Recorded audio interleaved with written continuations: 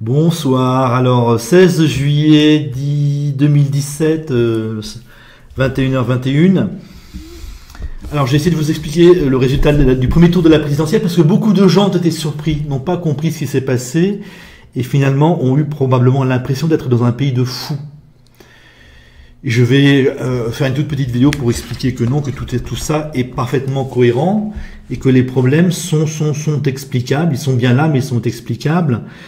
Alors vous avez eu quoi? Fillon représente les retraités. Fillon représente le vieillissement du pays.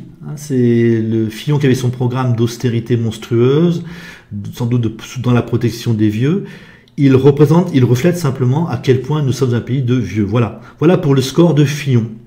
Pour le Parti Socialiste, pour France Insoumise et pour Macron, eux représentent les Girondins. C'est-à-dire les gens très très bizarres qui, en 1791, ont refusé, je crois que ça s'appelait la Constitution civile du clergé, qui ont refusé la Révolution française. On leur dit, bon maintenant on coupe la tête du roi, on coupe la tête des nobles qui ne sont pas contents, et on devient des citoyens libres et égaux. Et donc vous avez pas mal de régions françaises qui finalement ont fini par refuser cela.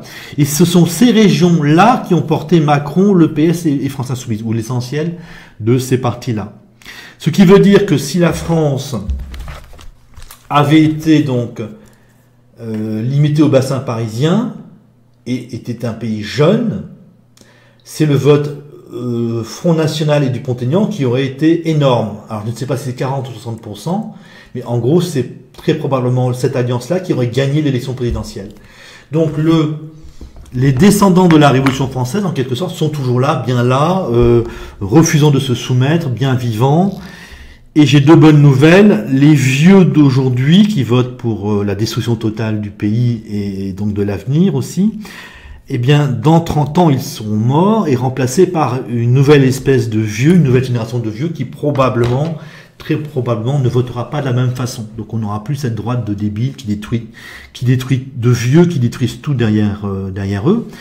Quant aux Girondins, bon ben ils sont là, tant que la France existera, il faudra se supporter tous ces gens là-bas, là autour de Lyon, Toulouse, Bordeaux, qui se battent pour le roi, pour les nobles, pour obéir au pape, pour se soumettre à Dieu, pour se soumettre à la Commission de Bruxelles, pour aller ramper devant l'Allemagne et devant l'islam.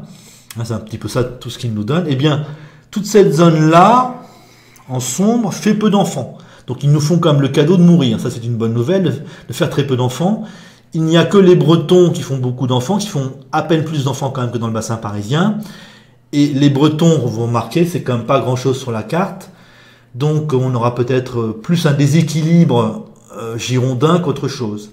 Voilà, deux petites bonnes nouvelles finalement. Une explication cohérente de l'absurdité apparente de l'élection présidentielle et de l'élection législative, et les deux bonnes nouvelles, donc les vieux qui vont changer de nature, changer de mentalité, et nos amis girondins du sud de la France qui font peu d'enfants et qui vont finir par peser de moins en moins. Voilà, toute petite vidéo, salut.